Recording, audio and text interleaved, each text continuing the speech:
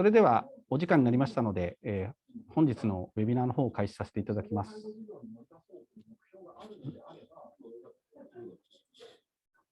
本日は IP8 セミナーアジア著名 VC が語る日本スタートアップの可能性にご参加いただきありがとうございます。私は本日モデレーターを務めさせていただきます朝日新聞アジアの鶴と申します。本日60分間のセッションとなりますが、お付き合いのほどよろしくお願いいたします。それではここからは英語にてお話しさせていただきますので、チャンネルの方を日本語でお聞きになりたい方はチャンネルの方を日本語の方に回していただければと思います。よろしくお願いいたします。I'd like to start with this. Thank you very much for joining our webinar today. I'd like to ask you all speakers about your introduction by yourself first. So please start with from James Thompson from Quest Ventures.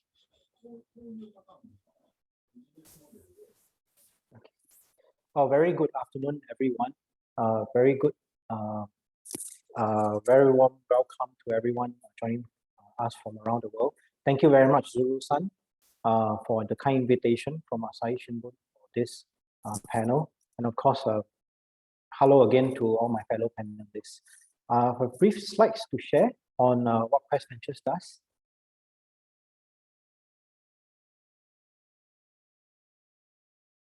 All right. So I hope you can see what I'm currently sharing on screen. I'm giving you a very quick overview of Quest Ventures. We are a venture fund based out of Singapore, investing into the region. We have, as of June this year, $40 million under management. Our performance is pretty transparent and open on the internet.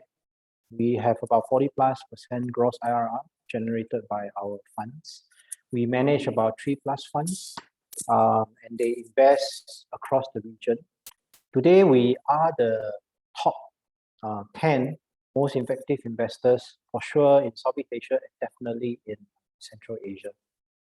And then we have invested in about 90+ companies to date, 37% of whom are females. We operate, all our companies, portfolio companies operate in 150 cities across Asia, that's Southeast Asia and Central Asia. Collectively, they employ 4,400 people. And regardless of where our team members are, they function as one team.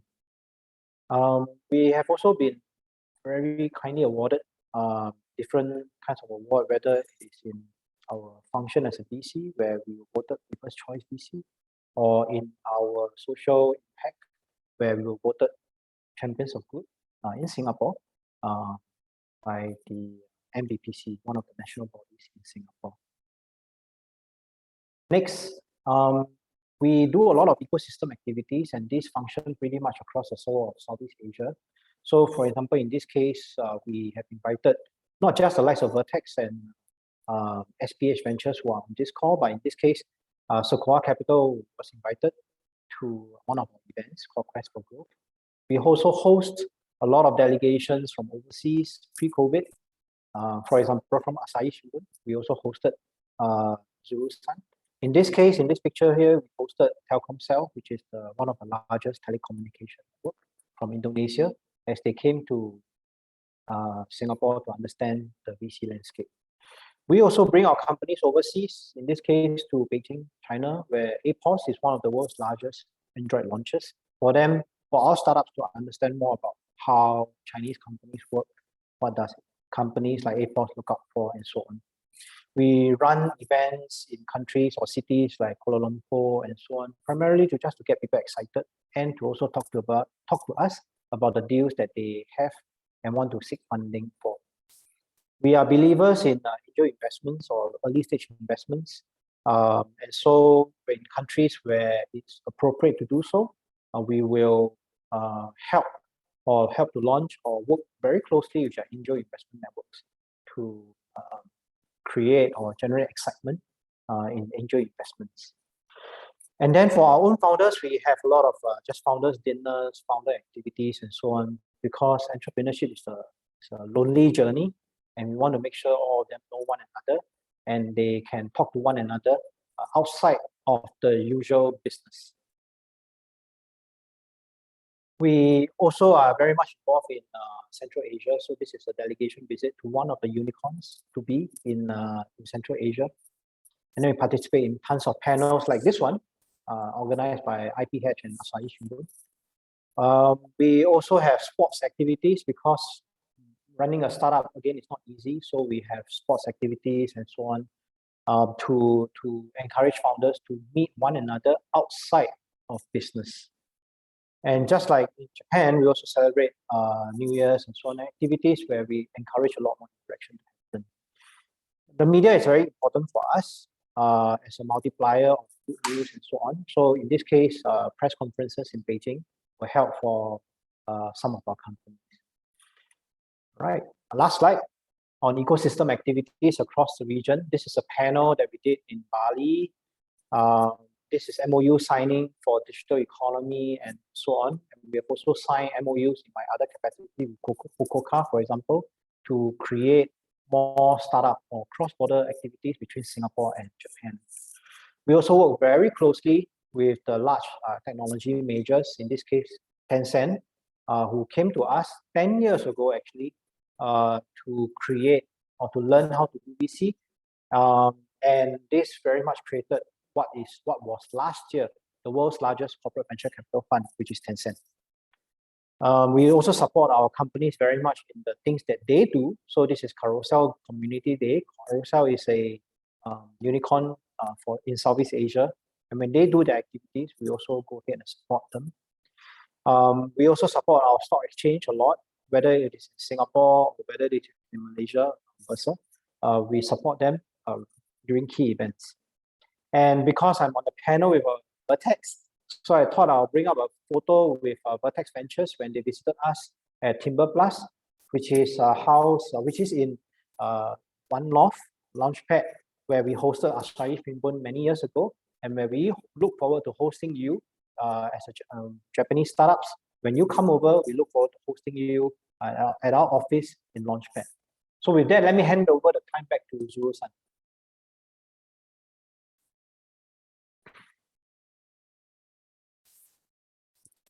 Zuru-san, I believe you're muted.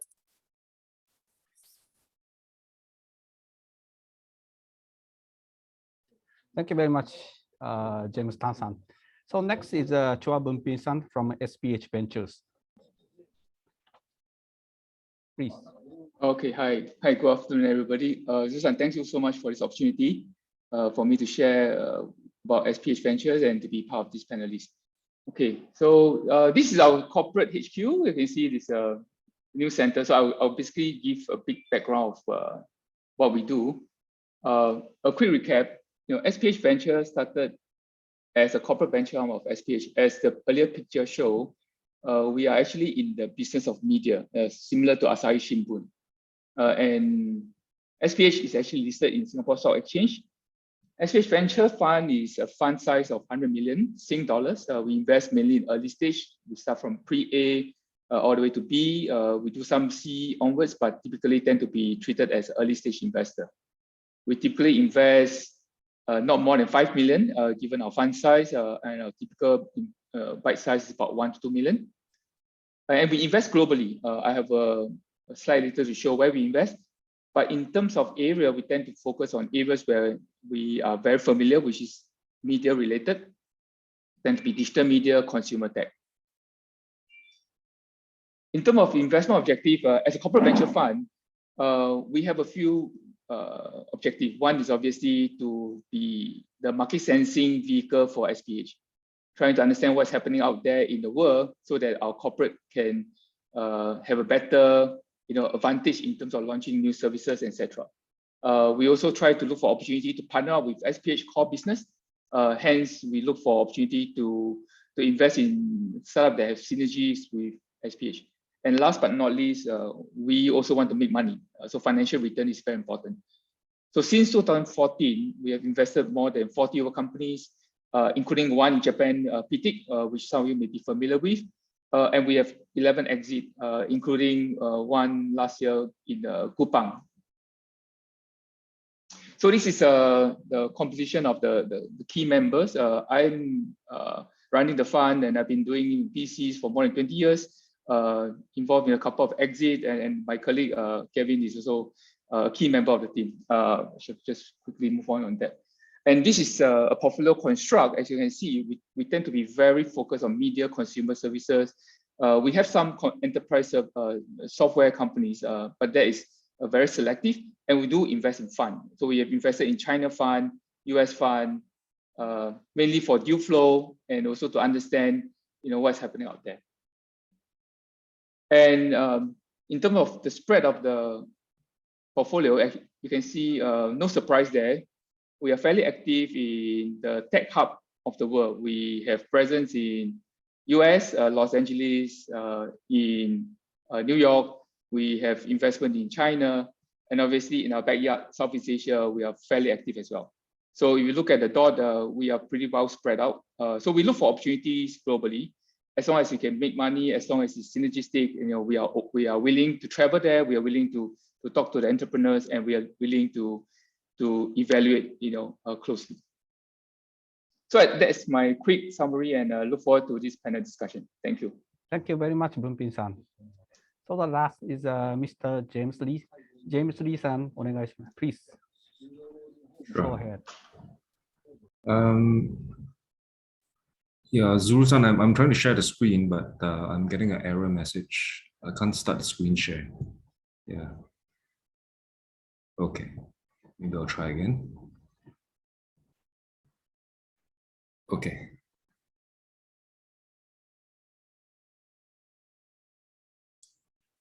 Hi, good afternoon, everyone. First of all, thanks to Asahi Shimbun for the invite to join this discussion today, and very glad to be able to join Boonping and James, our esteemed panelists in this session. So I'll just give a quick intro. My name is James Lee. I'm managing partner at Vertex Growth. This is one of the 6 funds on the Vertex platform, which I'll explain a bit in the following slides. So Vertex is a Singapore-based venture capital firm, and we operate a network of 6 separate and independent funds. In aggregate, across the 6 funds, we have more than 100 investment professionals, and we manage north of $5 billion currently. And our active investments, active portfolio companies now number more than 200. We are quite unique in the way that we are organized, in that we are not a monolithic venture capital firm. As you can see right at the top, we have our strategic partner and capital provider for a long time, Temasek. Of the more than $5 billion, slightly more than half currently comes from Temasek, while the remainder of the funds are actually raised at the underlying fund level, represented by the 6 blue boxes that you see. And you would see that the 6 funds that I mentioned earlier, 4 of them are early stage technology-focused funds, largely defined by geography. So we operate across China, Israel, Southeast Asia, India, as well as the US, the key technology hubs. And we have a healthcare-focused funds that invest only in biotech and medical device. And then the last one on the right, which is the fund that I'm with, is called the Growth Fund, which I'll explain a bit more on my last slide. And this is the only fund that focuses on the later stage of company development. As mentioned, this architecture was designed with really having the best of both global as well as local competencies in mind. We believe that venture capital investment activity is actually very localized. In order to tap into the best deal source, you have to be close to the ecosystem and also very well plugged into the relationship networks there to be able to value create for the portfolio. So over here, you see the headshots of the general partnerships of each of the funds. They are all local to the markets that they operate in, with exception, of course, of the healthcare fund and the growth fund, which has a global mandate. And because of this architecture across the platform, we have very broad exposure to all the key as well as most interesting technology themes coming out of each of these tech hubs. And you would see that, for example, in the US, our US fund invests very deeply in data and cloud infrastructure, enterprise software, Industry 4.0, In Israel, for example, cybersecurity is a very big theme. In China, as well as Southeast Asia, India, the consumer story is very compelling. So you'd see more consumer tech plays. In China, in specific, you'd see deep tech and AI as key focus areas, especially in the recent 5 years. And Southeast Asia, fintech is an area of focus. So besides the breadth of investment experience and exposure across the key technology buckets, you can see on this slide that in each sector, we have also invested very deeply with multiple investments already made across fintech, security, internet, and importantly, because of the way that the network operates, each fund is able to leverage on the insights as well as the experience of their sister funds and exchange knowledge and ideas about what is emerging and what is likely to succeed. In fact, one story that's often told is how the Southeast Asia Fund successfully invested in Grab. And what is lesser known is that the idea actually originated from our China fund partners who were then looking at Didi and shared, the interesting potential of ride sharing, which could be replicated from China into Southeast Asia. So across the 6 funds, our early stage funds have each demonstrated their ability to invest and grow global champions successfully. I think I will not belabor the details on these slides, but suffice to say there's a good representation of unicorns and decacorns generated across the various tech hubs and markets by each of our early stage funds.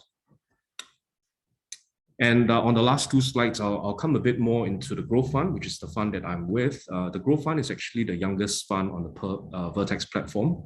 We started the Vertex Growth Fund in 2019, and the real reason for doing that really is to build out a full investment capability that's able to take interesting companies globally, all the way from seed stage to exit or IPO. And as you can see, our early stage venture funds focus at the earlier rounds where the company is going through product as well as technology development, most oftentimes even before market entry. And for the Growth Fund, we are squarely focused on revenue generating stage companies. We try not to take on too much product and technology risk and limit ourselves to market and commercialization risks. Our typical check size would be in the ballpark of 20 to 30 million. First check of 10 million would be our sweet spot, with the rest reserved for follow-on. And a few quick points about the Growth Fund as well. As mentioned, we incepted in 2019. The first fund was a $290 million fund. We are currently actually at the tail end of our first fund deployment. We have invested in 22 companies today. A good majority of those come from the Vertex ecosystem, as mentioned earlier, and the remainder is actually invested outside of the Vertex ecosystem, so we're not captive in that sense. We're currently at the tail end of fundraising for our second fund with a target of $400 million. And we think if everything goes well, we hope that we can close the fundraising by early 2022 and start deploying from the next one. So with that, I end my introduction, and back to you, Zulu-san. Thank you very much, James Lee-san. Okay, so let's start a panel discussion today. I'd like to start with this story as a starting point for our session. Actually, I lived in Singapore until this August of this year. And when I introduced myself to Singaporeans, they would often say things like, I used to work for the Japanese electronics manufacturer, or I worked for a Japanese construction company, or like Shimizu or Obayashi or something. Or they sometimes say Japanese are very diligent. So let me show you the one slide.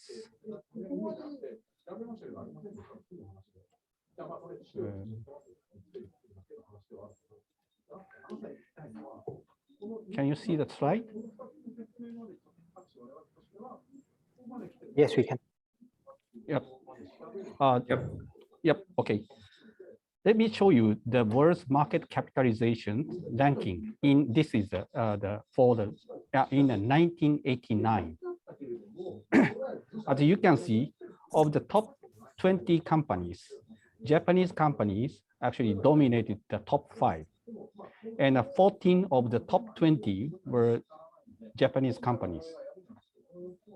And next slide. This slide is the top 20 companies in 2019, which is 2 years ago. Sadly, when you can see that Japanese company disappeared from the top 20 list. I think that this is suggesting that Japanese position has changed drastically over the past 30 years. And that Japan has not been able to keep up with China's remarkable growth in Asian countries. So regarding this point, let me ask the same question to all speakers first. What are the reasons why Japan has fallen so far behind over the 30 years, do you think? And do we Japanese have something prescription for revival? This is my first question to the James Tansan. Do you have any opinions on this about the Japanese standpoint? Suru-san, thank you very much for the question. So to continue using your example from 1989. In fact, in 1989, Japanese stocks completely just dominated the investment landscape. In 1989, by market cap, Japan accounted for 45% of the global stock market, even larger than the US at 33% and the UK less than 10%. But as you rightly pointed out, this scenario has changed very dramatically 30 years on today, where not just US companies remain in the top 10, top 50 ranking, but other countries have overtaken, primarily Chinese companies. But leaving nationality aside, you can see that predominantly these are technology companies. Not to say that the companies in 1989 that represented Japan in the top rankings were not technology companies, but they're very different. For example, in 1989, the technology companies from Japan that dominated the rankings were the likes of Sony, Canon, Toshiba. Now, except for Sony, which is still very much in the game for audio and so on, I don't think Canon has kept up, and I don't think Toshiba has kept up in the consumer internet space and even in the enterprise internet space. The old companies like Konica Minolta and so on are really long gone. And what has really replaced them on the rankings, whether they're from China or whether they're from US, consumer facing, for example, your Facebook, Apple, and familiar names today. Is there a prescription? I would say China has pretty much caught up because of its massive domestic market. And not only because of the domestic market that is huge in terms of population, but also in the propensity to spend, because you have a whole generation that's been uplifted and the middle class is able to spend. So that has pretty much brought up the entire ecosystem, not just for stocks there, but pretty much everything else, your real estate and pretty much everything in the markets. At this juncture, maybe I'll hand over and I want to listen to also James Lee and Boon Pian on their take on this. Okay. So thank you very much, Tan-san. So what about James Lee-san? Do you have any views on the Japanese standpoint? Yeah, no, I think I think we are all kind of familiar with history. We all read and follow kind of how events evolve. But as venture capitalists, I think we are all kind of more optimistic in view and more forward-looking. How Japan has kind of evolved over the past decades. There's obviously many macro factors at play. But I think I'd like to focus my response perhaps with a more forward-looking view. I think what's important now is that, especially in the recent few years and for Vertex, Japan hasn't been a geography of focus for that long a time, we really started kind of turning our attention to Japan about 18, 24 months ago. Prior to that, we were kind of quite focused on building out the infrastructure that I described earlier, setting up the various funds in the various key tech hubs. But why we turn our attention to Japan at this moment is because we are seeing winds of change for Japan, especially from a technology lens. As you know, Zuru-san, you would know, and the media has reported, Vertex Holdings attracted Japanese institutional capital for the first time last year or year before last.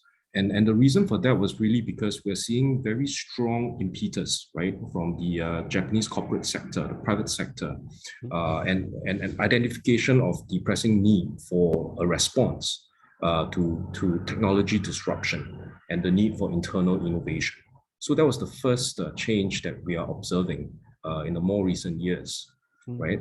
And that was why we were, you know, fortunately in a position to welcome capital support from Japanese institutions who are looking for a platform to access global innovation trends and to find a good partner to work with to give them exposure to not just insights, but also deal flow opportunity and also business partnership opportunities. And that's what Vertex has set out to do in welcoming Japanese capital onto the platform. The second thing that we did observe is that even at the startup ecosystem level, as we engage, you know, through the Japanese corporates and set foot within the markets in Japan, is that we see a close resemblance to perhaps where the Southeast Asia ecosystem is, perhaps 5 years ago, right? In that the Japanese startup environment is really undergoing rapid change. First of all, you know, the capital availability is there, right? I think the deep pool of technical as well as technology talents are there. Japan has a long history of innovation as well as technology advancements, and more importantly, the ambition to go beyond Japan, right? I think, you know, having seen how companies from the US and China can rise to be global champions, I think the Japanese entrepreneurs now have the appetite, right, to go beyond the domestic market. Now, Japan as a domestic market is not small by any measure, right? Japan is still the third largest country by GDP. You know, the GDP per capita, the spending power is there. And so prioritizing the home market is never the wrong thing. But what we are seeing also is that the entrepreneurs now set their targets much further than just dominating the local markets. And that's where, you know, we saw the opportunity to come in and perhaps be one of the growth partners for Japanese entrepreneurs looking to scale beyond Japan. So maybe I'll just stop there and give Boon Ping or James, you know, more time to express their views as well. Oh, thank you for your, you know, excellent views on the Japanese market. I just want to add on to what James mentioned earlier. Right? I think, you know, we all grew up using Sony's product, Walkman, you know, Discman. I think Japan still has its strength, but I guess its strength is also potentially could be the weakness why it was not able to ride on the disruption by technology. And we all know that when you are very strong and very good at certain industry, you want to hold on to that industry. And I think if you look at over the years, right, when technology start to be pervasive, when the internet become easily accessible, where the cost of using broadband comes down, a lot of countries ride on that and start to try new services, new innovation. And I think Japan as a culture is always more compliant, less risk-taking, and hence, you know, a lot of countries like China, when in the early days of the internet bubble or boom, the entrepreneurs there were really willing to take risks. And they have this saying, right? You do until you are told not to do. Whereas it's similar to Japan. In Singapore, we also have this struggle before, whereby we only do when we told we can do, right? So I think that was some of these challenges that kind of let other countries catch up rapidly. I wouldn't say Japan is way behind, because you do see that in car manufacturing industry, in robotics, in consumer electronics, Japan still have this very strong branding, very strong market leadership.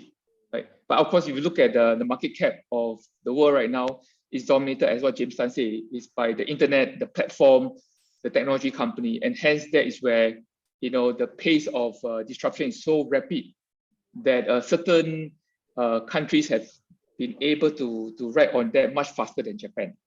So the prescription or the I don't have any special formula, but I do see that what James Lee mentioned, right? The Japan entrepreneurship culture is evolving. I started to look at Japan many years ago. In those days, it is seldom to see entrepreneurs that have this global mindset from day one. Usually, they only want to focus on Japan market because it's already a lucrative and profitable endeavor.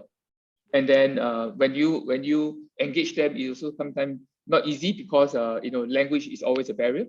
But in recent years, I've been coming across Japanese entrepreneurs who have studied in US, went to Stanford, good or work in banks or Amazon, got that mentality and risk-taking mentality, and then come back to Japan and want to do something. And they are global from day one, and they are trying to attack both the Japan market as well as looking for opportunity outside of Japan market. So I do see the change in that, and I do see strong momentum helping that. Hence, I've been making a regular trip to Japan, talking to entrepreneurs. That is very apparent to me, and that has been a good sign, a positive sign, going forward. I see. Thank you very much, Bumpi-san. Okay, so the James Tan-san, for you, the Quest Ventures specialist in investing in early stage startups, I think. How do you think of an investment in Japanese startup? And do you have any criteria looking at if you invest in the Japanese startups? Just like James Lee-san mentions, the appetite or ambitions to advance to the global market. This point is important for you? Yeah, Zuru-san, thank you for the question. I think James Lee-san has already mentioned many of the key ingredients that we look for when we invest into companies. If I were to focus a lot more, it will be not just a company that we look at, it's the founders that we look at. So the ambition, ultimately is still back to the CEO, the founding team. How ambitious do they want to be? So the three things that we look for will be how scalable is this business? If it is currently has a market size, let's say, of 1 million in Singapore, can the Singapore market support it growing to 10 million to 100 million and so on? And knowing that Singapore or one city or one country is not the only thing in this region, therefore, how replicable is this idea into other cities or other countries? So if it can do 1 million in Singapore, can you do 1 million in Kuala Lumpur? Can you do 1 million in Bangkok? Can you do 1 million in Tokyo? Can you do 1 million in Fukuoka and so on? And once you are doing 1 million in Fukuoka, can it become 10 million in Fukuoka, 100 million in Fukuoka and so on? That's what we call replication. So scale in each city, replicate. And then last of all, is how large is the overall market really? Because it's pointless if we are functioning only, say, in Singapore. We want the idea to be replicable across as many cities as can be across the region. Zuru-san. Yeah. Okay. Thank you very much. So in that point, I'd like to ask you more questions. The Quest Ventures, actually, you were running the startups and made it grow in China market, and actually exited in NASDAQ in the US. So please tell us more about why you started in China, about your business, and what capabilities were required for startups to look at the global market to expand their business to global. So the company you're referring to, Zuru-san, I exited it on NASDAQ in 2015. And the learning points were this, because I'm just having one perspective, but I think the lessons learned, maybe if I were to apply across the board and apply on the companies that we are now currently investing into, will be one of ruthlessness. Let me say that again, is one of ruthlessness. I think in business, it's just like in war. We cannot afford to be too nice. We don't negotiate on market share. I will take this city, you take that city, because in the internet world, you can access the same website or application regardless of where you are. So there is no one Facebook for China and there is one Facebook for China, one Facebook in Europe and one Facebook for Africa and so on, just one Facebook. So I think in many cases, and maybe this goes back to Boon Pin's point about just in general, Japanese culture are just, we are all, including Asian ourselves in Singapore, we are all very top down.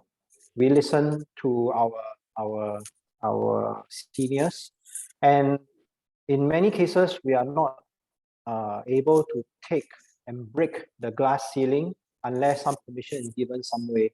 But in business, it's very different. You have to be able to say, I want to conquer the whole of the Japanese or Chinese market, in my case, and really go out and do it, despite the competition. So I think ruthlessness is something that was very critical when I did my company. And this is something that we continue to look for in startups that we fund. Thank you very much. Thank you very much for your perspective.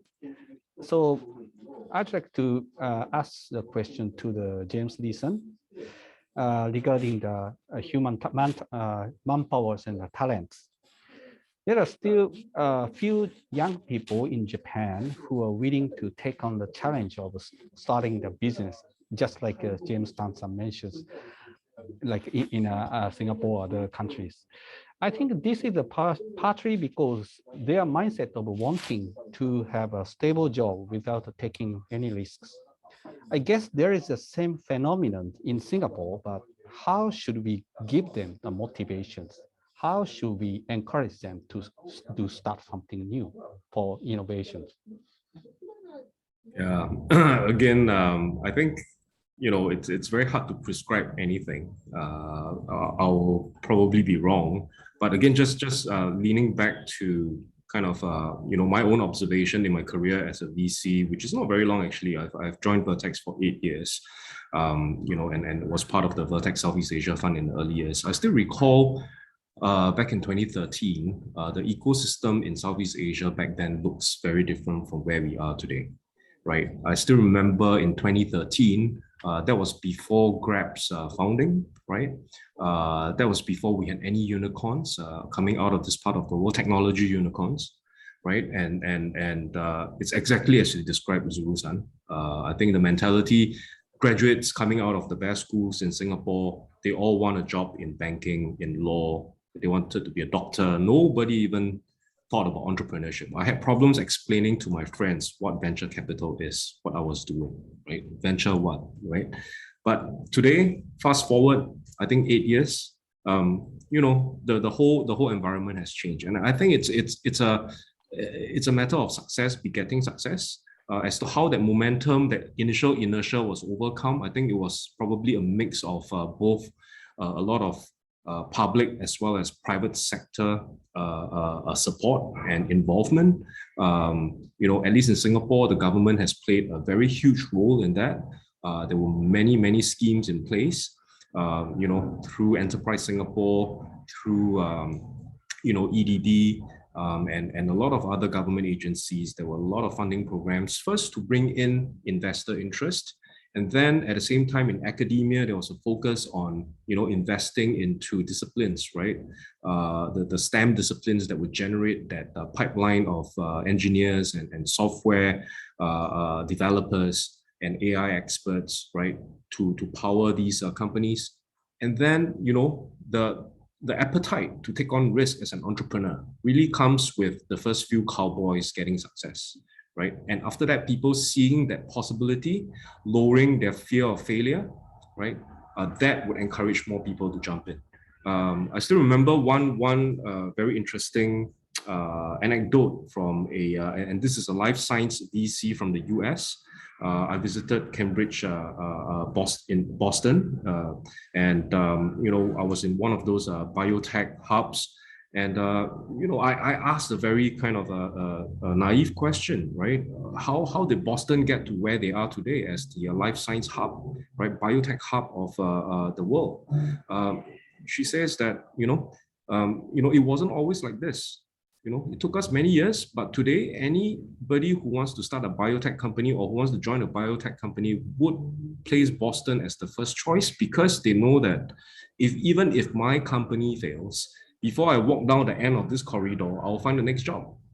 Right? Because the ecosystem is already vibrant. You lower the fear of failure, you demonstrate the potential of success. So it's a case of success begetting success. It's a virtuous cycle that builds. And I think just coming back to the earlier point about the winds of change and some of the early kind of promising signals that we see in Japan right now, we could be seeing the virtuous cycle at the beginning. Yeah, I'll just pause there. Thank you very much for your observations. So Bunpin-san, to you, the one question. Japanese are familiar with the technology-oriented way of thinking, because we had the many big manufacturers, players. But in recent years, more and more people have come to the belief that technology alone is not enough to get success. So of course, the technology is a key factor to make innovation. But rather than otherwise, what factors do you take into account when considering whether to invest or not, besides technology factor? I think as the other two panelists will share as well, in that as a VC, right, technology is one barrier, but I think ultimately is the vision of the founder, right, the entrepreneurs, the execution. Not all the time the best technology win. In fact, we learned this throughout history, right? The first mover sometimes may not necessarily win, because the second mover can see what the first mover does, adapt it, to the local market, and then compete. Classical example is Alibaba, right? Versus eBay. eBay was the first. They went to China, but Alibaba beat them in their home market, because Alibaba recognized that the Chinese lack of trust, and they developed, solution to cater to that, and they come up with the escrow concept, the Taobao, and hence they were able to beat foreigner, a much bigger entity. So I think technology is one layer, but on top of that, we need to look at, the team. We need to look at how driven, how passionate they are to solve that problem. And a lot of time we also see companies fail because the management team are too short-sighted. They were focused on the wrong thing. So I think end of the day, we go with the person, like James Tan mentioned, right? We look at people, right? Ultimately, we can't remove that, because we are the supplier of capital, but we need someone to run the business, someone to execute, and execution is key. You look at all the epic battles in the world, right? Uber versus TT, Uber versus Grab. It's execution that prevail. It's not the amount of capital that they raise, right? So I think we look at team, and we look at risk taker, like Masa-san say, right? Between the crazy guy, the crazy guy always wins. So I think that is kind of where we see. Obviously, it's just not one attribute. We look at the whole facet, right? You need to have good solution, good technology is underlying. You need to have a team. You need to have the market fit. You need to have a big market. So everything must come into pieces. And once you have that perfect ingredient, you put into that dish and you cook, then you get the best outcome, the most tasty, delicious food that you can get, right? But if you just have one, you may not have the outcome that you want to aspire. Do you think do you think the language capability inside that ingredient? Because the Japanese startups mostly the language barrier is one of the big factors to go through to the global market, I think. So you have already invested in PTX, yes, which is the Japanese startups, right? Yep. So how do you feel the language barrier or language capability when you communicate with the Japanese startups, Japanese corporates? Yeah. So to be honest, my encounter with a lot of Japanese, I would say that it has improved a lot. Obviously, sometimes some may not be as fluent, but I am able to communicate. in terms of at least through email, you see things are clearer that way. But obviously, if you look at a management team, right, I will be very surprised to find that that the team is not able to even hold a basic conversation with international, partners, because I think we are all in this global business, and any companies that are unable to engage foreigners will miss out opportunity to scale their business, right? So I do see that is not a big challenge. If the founder in themselves are not conversant in English, they can always enhance their team by bringing someone who can supplement that, right? So I've gone to meeting whereby the founder may not be comfortable speaking English, but they bring their managers who are able to engage us and who are able to explain very clearly the vision of the founder, right? So obviously that's not ideal, but it's getting there. Versus many years ago that it's so tough to even reach out and make cold call and ask for a meeting, because none of the Japanese people are willing to even take the meeting because they are not comfortable talking to foreigners. I think that has changed. See. Okay, understood. Thank you very much, Pin-san. So next, let me change the angle a bit. James Tansan, Quest Ventures is not only investing in the startups, but you are also working on collaboration with some MNCs. I think Nissan is one of them. Why are you in collaboration with those big players? But what result do you expect? Oh, thank you, Zuru-san, for the question. So we engage with multinational companies or MNCs through our enterprise arm, which we call Applied Innovation Institute. And through that, we use the vehicle to look into very over the horizon of very new sectors and imagine the future of that sector. For example, in terms of aviation, we have we look at the future of aviation. How do we get from A to B? And in terms of transportation, we'll imagine what's the future of transportation like. So for something similar, for something like EV, I think you'll be happy to know that in EV, Nissan, in terms of the volume sold and so on, is ranked globally top 10. And in fact, it's the only Japanese company ranked in the top 16, top 20 or so, whereas the rest of the companies are from the US, from France, from South Korea, and actually mostly from China. But the only Japanese company, not Toyota, but Nissan, number 7 to be exact. And so this is a result of just imagining how transportation will be many years ago. And for us, engaging with them is providing us insights into how they think, insights into how investment or venture capital as an investment class can work for them in their acquisitions and growth on inorganic growth strategy, and also in the form of providing a proof of concept or proof of value to the startups that we invest in that wants to work with Nissan. Back to you, Zuru-san. Okay, thank you very much. I want to also ask this question to the James Lee-san. You mentioned earlier that you were looking at the later stage and the company development. So are you also looking at the collaboration with the Japanese corporates, which is relatively the bigger size companies in the future? Yes,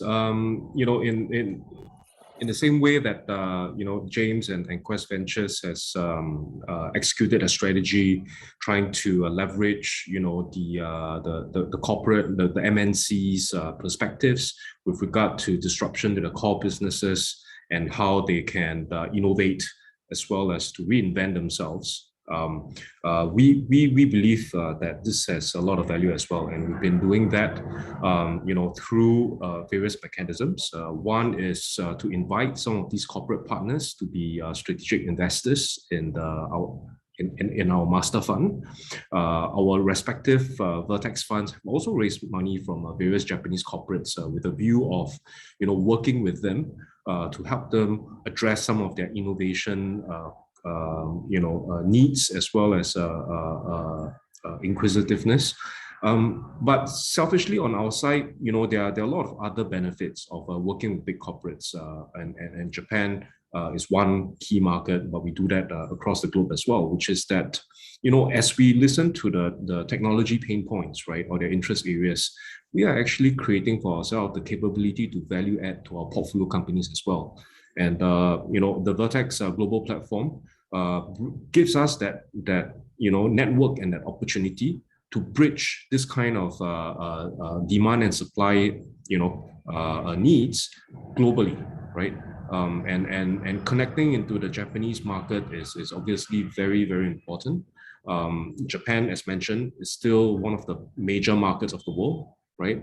And there are a lot of companies, whether they are based in the US or Israel or Southeast Asia, or even China, looking at Japanese market with a lot of interest. It may not be the first market that they go to, but eventually, if they want to be a global champion, Japan has to be a market they must enter. And we hope that in partnering with Japanese corporates, we have the opportunity to bring some of our portfolio companies into Japan. And conversely, in looking at Japan as an investment market for the growth fund, we are also looking to replicate and do the same in a reverse direction, where we can leverage the global relationship networks that we have to help Japanese companies scale beyond Japan. Are you also looking at Japan as a market, as a destination for your exit from in your portfolio? Yeah. I think the Japanese public markets, obviously it's very vibrant.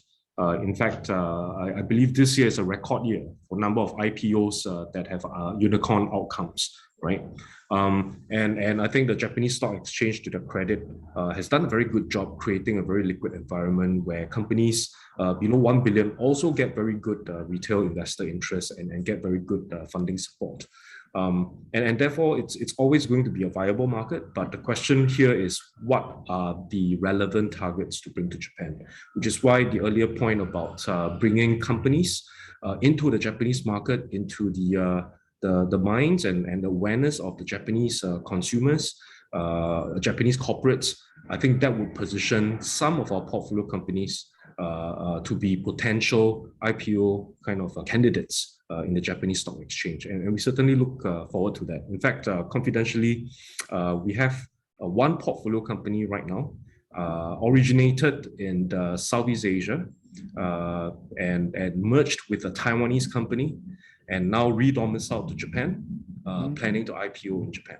So this company, because they're in live video streaming, without giving too much away, they're in live video streaming, and Japan has become their main revenue generating market, and they're doing very well in Japan. So this is one of the examples. Yeah. Oh, I see. I can guess which company. Okay. I'm not very good at keeping secrets. Okay, so Bunpin-san, to you, I have questions. Today we invited the Japanese startups as an audience, and some startups are keen to bring the capitals from the investors from overseas, like you. How can they approach to you, and what kind of pitching would be impactful for you? I think the fundraising is always, it's not rocket science, right? I mean, what investors are looking for are the few things, and we have mentioned it throughout this whole panel discussion, right? The product, your vision, what problem are you solving? What is your bench team? What's the strength of your team? And how are you going to execute better than others? And if you have the conviction that you have a better solution, better mousetrap, you can do things better than others, and you can capture the sizable market, then yeah, I think you can raise money from investors. But at the end of the day, it's really how do you explain your vision very clearly, right? I think a lot of time investors fail to connect with the entrepreneurs because we do not understand very clearly what is the goal or vision of the founders, right? So end of it is really trying to explain to us, and we are not expert in everything, right? As a VC, we invest very broadly. We love to hear from entrepreneurs. We love to learn from them. We love to understand why they think they have a shot and a good chance of winning, right? And we are betting on winners. And if we are convinced that they have a very clear strategy to win, we are very happy to engage them. And as I mentioned earlier, we invest globally. Obviously, when we look at a Japanese company, we will benchmark them against Los Angeles company, against China company. Then the question is, for every 1 million I can put in Japan, can this get the same return if I invest in a New York company? So then they are up against international competition for funding. So that is the litmus test that they have to ask themselves. It cannot be based on the fact that, oh, I'm a Japanese company, so if you want to come to Japan, you have to invest in us. But investors have choice, right? We can choose to deploy where we think give us the biggest buck. Right? If I can invest in Southeast Asia and give me 20x return, I do not need to go to Japan to invest and get 5x return.